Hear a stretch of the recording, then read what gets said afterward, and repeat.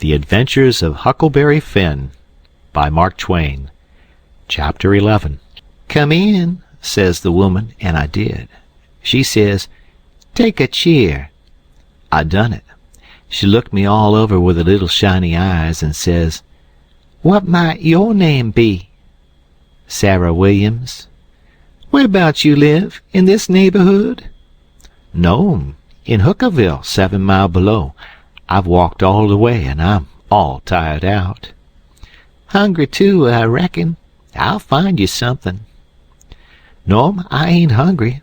I was so hungry I had to stop 2 mile below here at a farm, so I ain't hungry no more. It's what make me so late. My mother's down sick, and out of money and everything, and I come to tell my Uncle Abner Moore. He lives at the upper end of the town, she says. I hain't ever been here before. Do you know him?" "No, but I don't know everybody yet. I haven't lived here quite 2 weeks. It's considerable ways to the upper end of the town. You better stay here all night. Take off your bonnet." "No," I says. "I'll rest a while, I reckon, and go on. I ain't afeard of the dark."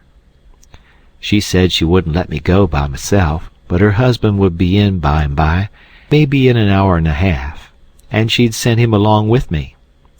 Then she got to talking about her husband, and about her relations up the river, and her relations down the river, and about how much better off they used to be, and how they didn't know but they'd made a mistake coming to our town, instead of letting well alone, and so on, till I was afeard I had made a mistake coming to her to find out what was going on in the town. But by and by she dropped on to Pap and the murder, and then I was pretty willing to let her clatter right along. She told about me and Tom Sawyer finding the $6,000, only she got it 10, and all about Pap, and what a hard lot he was, and what a hard lot I was, and at last she got down to where I was murdered. I says, "Who done it? We've heard considerable about these goings-on down in Hookerville, and we don't know who 'twas that killed Huck Finn." "Well, I reckon there's a right smart chance of people here that'd like to know who killed him. Some think old Finn done it himself."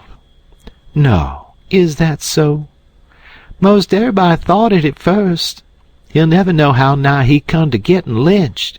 But before night they changed around and judged it was done by a runaway nigger called Jim. Why, he—" I stopped. I reckon I better keep still. She run on and never noticed I had put in at all. "The nigger run off the very night Huck Finn was killed. So there's a reward out for him, $300. And there's a reward out for old Finn, too, $200. You see, he come to town the morning after the murder and told about it, and was out with them on the ferryboat hunt, and right away after he up and left. Before night they wanted to lynch him, but he was gone, you see. Well, next day they found out the nigger was gone. They found out he hadn't been seen since 10 o'clock the night the murder was done. So then they put it on him, you see, and while they was full of it, next day back comes old Finn, and went boo-hooing to Judge Thatcher to get money to hunt for the nigger all over Illinois with. The judge gave him some, and that evening he got drunk, and was around till after midnight with a couple of mighty hard-looking strangers, and then went off with them.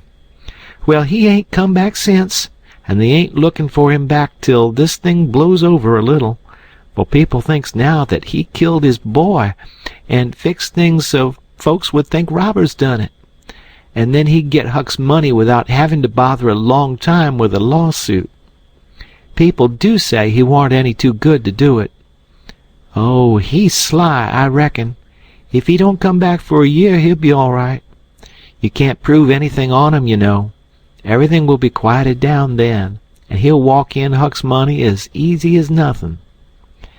"Yes, I reckon so. I don't see nothing in the way of it.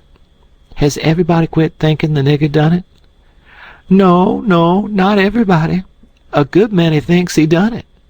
But they'll get the nigger pretty soon now, and maybe they can scare it out of him." Why, are they after him yet? Well, you're innocent, ain't you? Does $300 lay around every day for people to pick up? Some folks think the nigger ain't far from here. I'm one of them, but I ain't talked it around. A few days ago I was talking with an old couple that lives next door in the log shanty, and they happened to say hardly anybody ever goes to that island over yonder that they call Jackson's Island. Don't anybody live there? Says I. No, nobody, says they. I didn't say any more, but I done some thinking. I was pretty near certain I seen smoke over there about the head of the island a day or two before that. So I says to myself, like as not that nigger's hiding over there. Anyway, says I, it's worth the trouble to give the place a hunt. I ain't seen any smoke since, so I reckon maybe he's gone, if it was him. My husband's going over to see him and another man. He was gone up the river, but he got back today, and I told him as soon as he got here 2 hours ago. I had got so uneasy I couldn't sit still.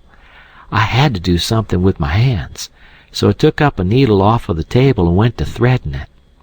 My hand shook, and I was making a bad job of it. When the woman stopped talking, I looked up, and she was looking at me pretty curious and smiling a little. I put down the needle and thread, and led on to be interested, and it was, too, and says, $300 is a power of money. I wish my mother could get it. Is your husband going over there tonight? Oh, yes. He went uptown with the man I was telling you of to get a boat and see if they could borrow another gun. They'll go over after midnight. Couldn't they see better if they was to wait till daytime? Yes, and couldn't the nigger see better, too? After midnight, he'll likely be asleep, and they can slip round through the woods and hunt up his campfire all the better for the dark, if he's got one. I didn't think of that. The woman kept looking at me pretty curious, and I didn't feel a bit comfortable. Pretty soon she says, What did you say your name was, honey? Mary Williams. Somehow it didn't seem to me that I said it was Mary before, so I didn't look up. It seemed to me I said it was Sarah. So I felt sort of cornered, and was feared maybe I was looking it, too. I wished the woman would say something more. The longer she sat still, the uneasier I was. But now she says, Honey, I thought you said it was Sarah when you first come in? Oh, yes'm, I did. Sarah Mary Williams. Sarah's my first name. Some calls me Sarah, some calls me Mary. Oh, that's the way of it. Yes'm. I was feeling better then, but I wished I was out of there anyway. I couldn't look up yet. Well, the woman fell to talking about how hard times was, and how poor they had to live, and how the rats was as free as if they owned the place, and so forth and so on, and then I got easy again. She was right about the rats. You'd see one stick his nose out of a hole in the corner every little while. She said she had to have things handy to throw at them when she was alone, or they wouldn't give her no peace. She showed me a bar of lead twisted up into a knot, and said she was a good shot with it generally, but she'd wrenched her arm a day or two ago, and didn't know whether she could throw true now. But she watched for a chance, and directly banged away at a rat. But she missed him wide, and said, Ouch! It hurt her arm so. Then she told me to try for the next one. I wanted to be getting away before the old man got back, but of course I didn't let on. I got the thing, and the first rat that showed his nose I let drive, and if he'd have stayed where he was, he'd have been tolerable sick rat. She said that was first rate, and she reckoned I would hive the next one. She went and got the lump of lead and fetched it back, and brought along a hank of yarn which she wanted me to help her with.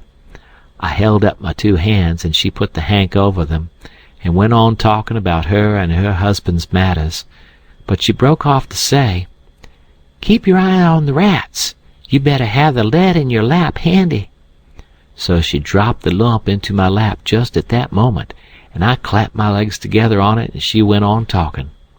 But only about a minute. Then she took off the hank and looked me straight in the face, and very pleasant, and says, "Come now, what's your real name?" What, Mum?" "What's your real name? Is it Bill, or Tom, or Bob, or what is it?" I reckon I shook like a leaf, and I didn't know hardly what to do. But I says, "Please to don't poke fun at a poor girl like me, Mum. If I'm in the way here, I'll—" "No, you won't. Set down and stay where you are. I ain't going to hurt you, and I ain't going to tell on you, nuther. You just tell me your secret and trust me. I'll keep it, and what's more, I'll help you. So'll my old man if you want him to. You see, you're a runaway 'prentice, that's all. It ain't anything. There ain't no harm in it. You've been treated bad, and you made up your mind to cut. Bless you, child, I wouldn't tell on you. Tell me all about it now, there's a good boy." So I said it wouldn't be no use to try to play it any longer, and I would just make a clean breast and tell her everything, but she mustn't go back on her promise. Then I told her my father and mother was dead, and the law had bound me out to a mean old farmer in the country 30 mile back from the river, and he treated me so bad I couldn't stand it no longer. He went away to be gone a couple of days, and so I took my chance and stole some of his daughter's old clothes and cleared out, and I had been 3 nights coming the 30 miles. I traveled nights and hid daytimes and slept, and the bag of bread and meat I carried from home lasted me all the way, and I had a plenty. I said I believed my Uncle Abner Moore would take care of me, and so that was why I struck out for this town of Goshen. "Goshen, child? This ain't Goshen. This is St. Petersburg. Goshen's 10 mile further up the river. Who told you this was Goshen?" "Why, a man I met at daybreak this morning, just as I was going to turn into the woods for my regular sleep. He told me when the roads forked I must take the right hand, and 5 mile would fetch me to Goshen." "He was drunk, I reckon. He told you just exactly wrong." "Well, he did act like he was drunk, but it ain't no matter now. I got to be moving along. I'll fetch Goshen before daylight." "Hold on a minute. I'll put you up a snack to eat. You might want it." So she put me up a snack and says, "Say, when a cow's layin' down, which end of her gets up first? Answer up prompt now, don't stop to study over it. Which end gets up first?" "The hind end, Mum." "Well then, a horse?" "The forward end, Mum." "Which side of a tree does the moss grow on?" "North side." "If 15 cows is browsing on a hillside, how many of them eats with their heads pointed the same direction?" "The whole 15, Mum." "Well, I reckon you have lived in the country. I thought maybe you was trying to hocus me again. What's your real name now?" "George Peters, Mum." "Well, try to remember it, George. Don't forget and tell me it's Alexander before you go, and then get out by saying it's George Alexander when I catch you. And don't go about women in that old calico. You do a girl tolerable poor, but you might fool men, maybe. Bless you, child, when you set out to thread a needle, don't hold the thread still and fetch the needle up to it. Hold the needle still and poke the thread at it. That's the way a woman most always does, but a man always does it t'other way.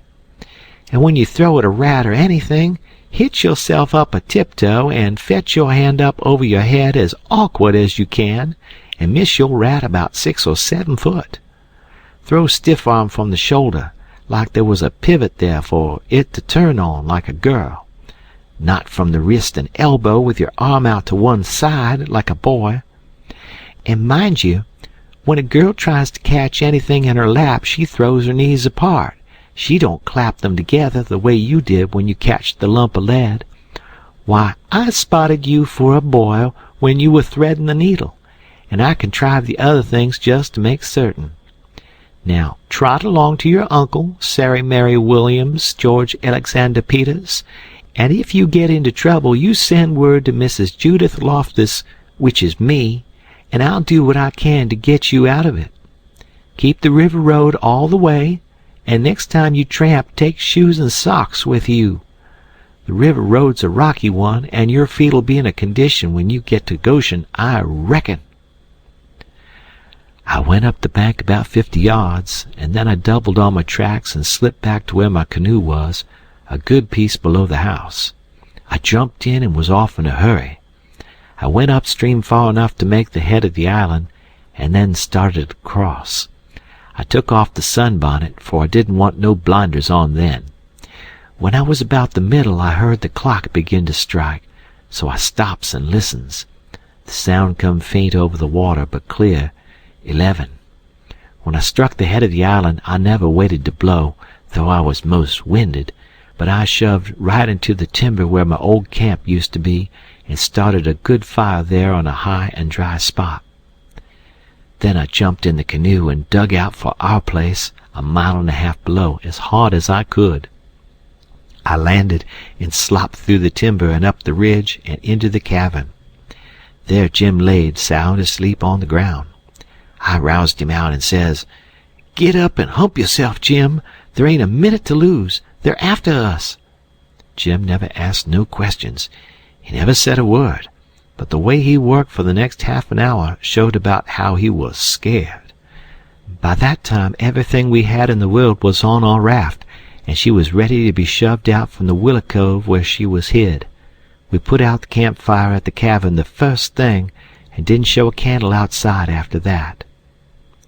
I took the canoe out from the shore a little piece and took a look, but if there was a boat around I couldn't see it, for stars and shadows ain't good to see by. Then we got out the raft and slipped along down in the shade, past the foot of the island dead still, never saying a word. End of chapter.